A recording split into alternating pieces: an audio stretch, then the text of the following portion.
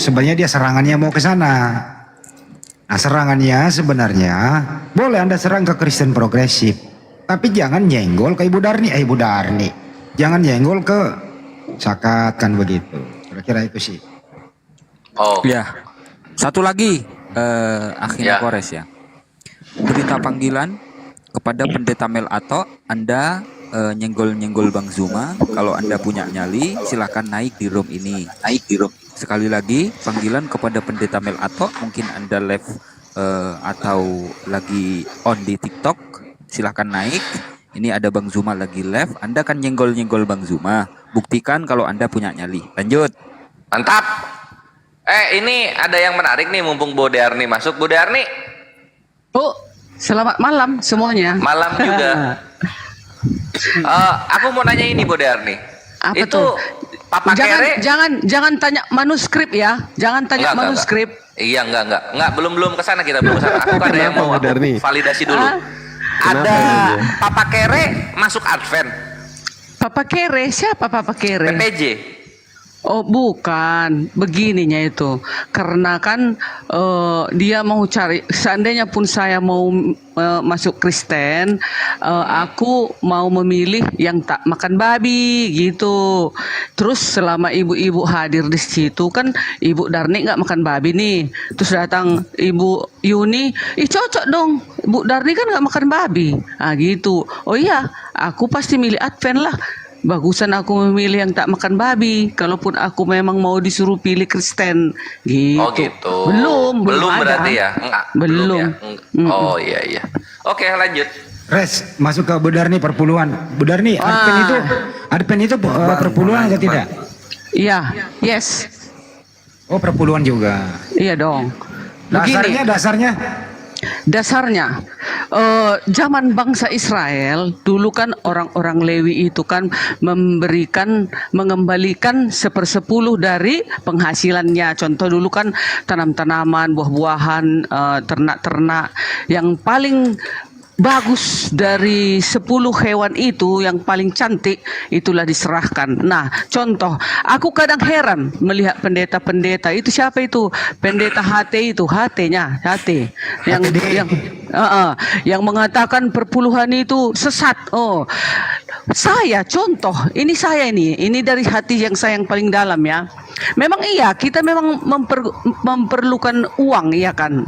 Tetapi contoh Bu Darni nih, penghasilan Ibu Darni contoh 10 juta satu bulan, untungnya kan gitu. Untung Bu Darni ini 10 juta.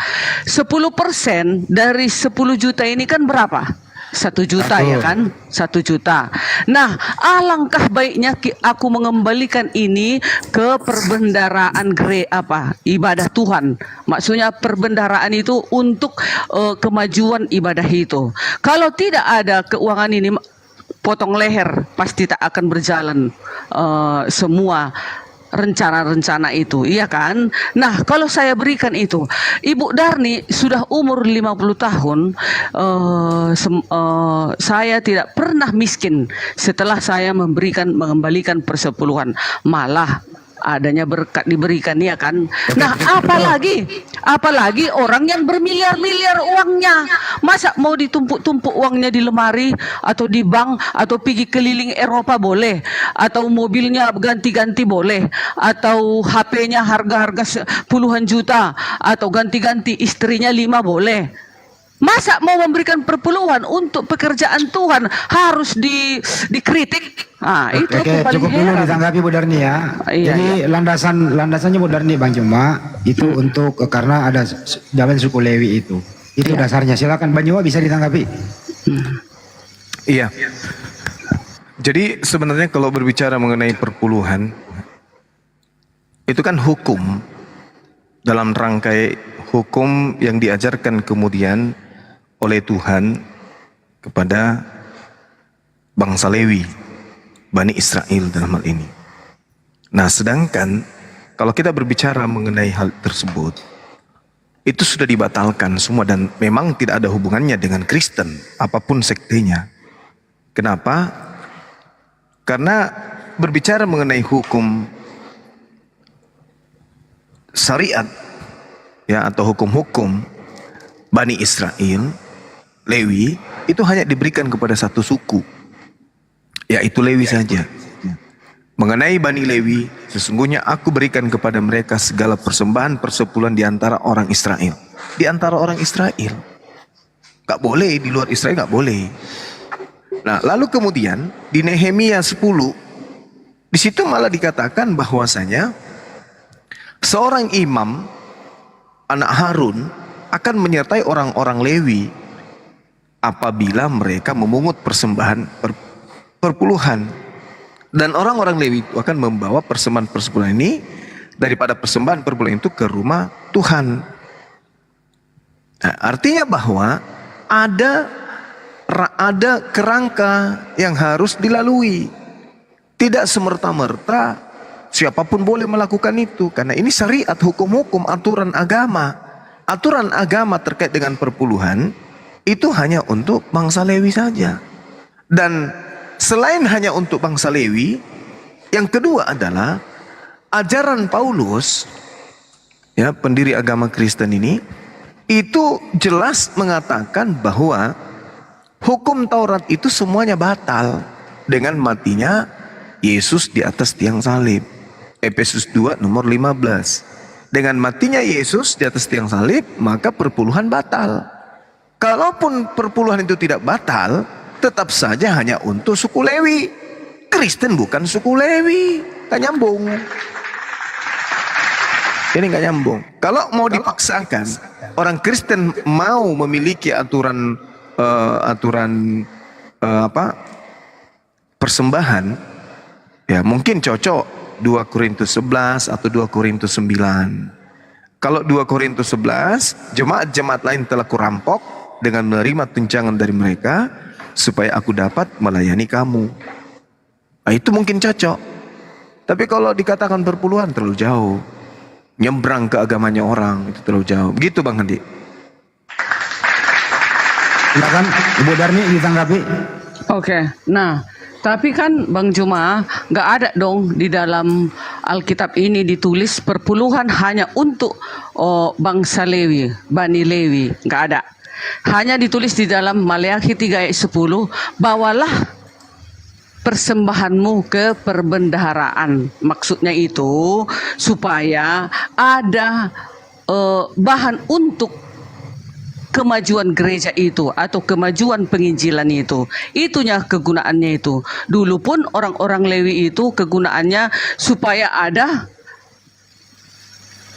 keuangan di dalam orang-orang Lewi itu, karena orang Lewi itu kan nggak berdagang, nggak berjualan, sama dengan sekarang pendeta-pendeta di Advent, ya, nggak ada, mereka itu diperbolehkan berdagang, berbisnis, apapun itu tidak boleh mereka lakukan. Mereka hanya khusus mendoakan umat-umat. Contoh, distrik Medan Barat ada 4 gereja kami ini, distrik Medan Barat, semuanya itu di total sekitar 300 entah 400 umat kan gitu. Nah, itulah tugas pendeta ini, melawat.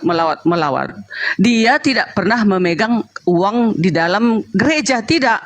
Kami ini ada bendahara, setiap gereja, 4 gereja ini ada bendahara. Setelah 3 bulan triwulannya, 3 bulan sekali, mereka itu menyetor kepada keuangan ke daerah, itulah di Siantar. Di Siantarlah pusatnya untuk Sumatera Utara. Mereka lah yang menggaji para pendeta, karena nanti kan tersebar di seluruh Sumatera Utara semua para pendeta. Jadi mereka hanya digaji 6 juta per orang. Nah, 6 juta per orang itulah yang mereka pakai, dan itulah dikeluarkan untuk melawat yang 400 per distrik ini tadi. Ini banyak ya, Sumatera Utara ini kan banyak gereja-gereja. Dia setiap 4 distrik, kalau dia hanya 300-nya umatnya, hanya 1 pendeta dibuat. Dialah yang mengayomi semua ini.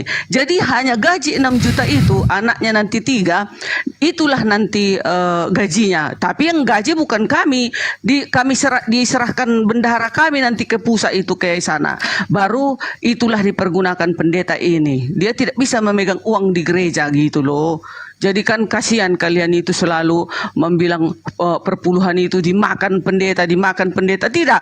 Tetapi saya dengar ini ya, untuk perpuluhan Sumatera Utara sekitar masih pendeta Nenggolan kemarin 72 miliar perpuluhan.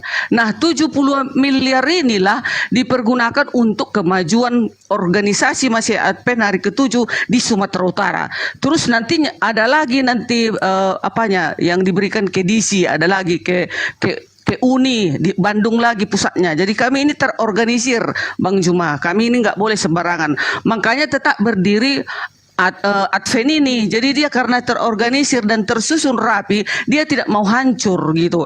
Jadi kalau ada nanti jemaat itu yang lebih uangnya, kadang dia membeli mobil kepada pendeta. Bersyukur dia. Dia kan nanti naik mobil Alphard nih Bang Juma kan.